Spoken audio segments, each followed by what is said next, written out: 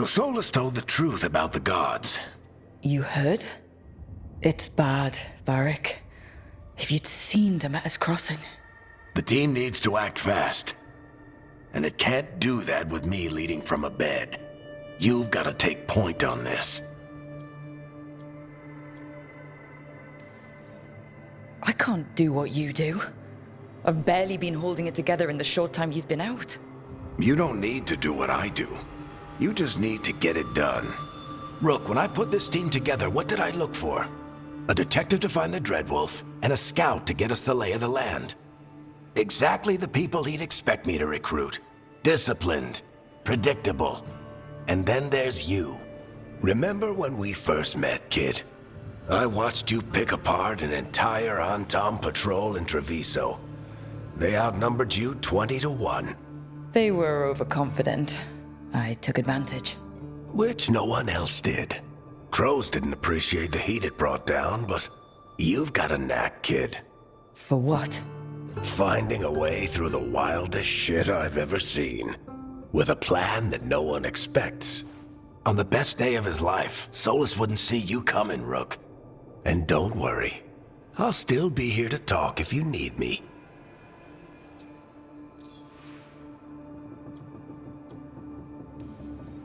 There is something.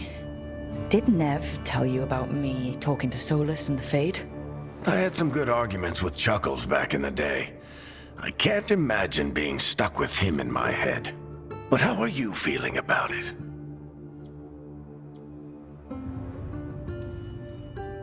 Your old friend is kind of an asshole, Varric. I'd love to be a fly on the wall while the two of you get into it.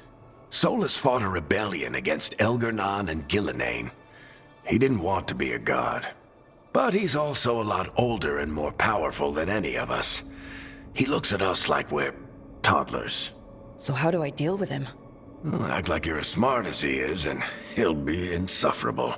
Show him you respect his age and experience, and he'll remind you he's just a man.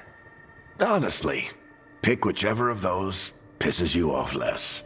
He also asked me to tell you that he regrets what happened. Hurting you, I mean. Chuckles is sentimental. He could burn the world down, and the thing that would make him cry is a single flower with blackened petals. When I took over at the ritual site, I had to make a call on who came with me to knock over that statue. It was the first decision I made leading this team, and Harding got hurt because of it. You made a decision with the best information you had. Sometimes you do that, and people end up hurt. Or worse. What would you have done? What would I have done? Probably gotten myself killed and failed to stop the ritual if you hadn't stepped in. A good leader isn't someone who never makes mistakes. It's someone who admits when they make one. That's how you earn their trust. Demeter's Crossing was awful. While we were there, we found one survivor, the mayor. You left him to fend for himself. Not everyone was happy about my decision. We're just starting out and I'm already losing their trust. The key to earning the team's trust isn't to only make decisions everyone agrees with. It's showing the team that they can tell you whatever's on their mind, even if they think you're full of crap. And know you'll listen. I'll let you get some rest. You're gonna be fine, Rook. Hey, one last thing before you go. I've been racking my brain thinking of contacts who might help us with these gods. You got any ideas?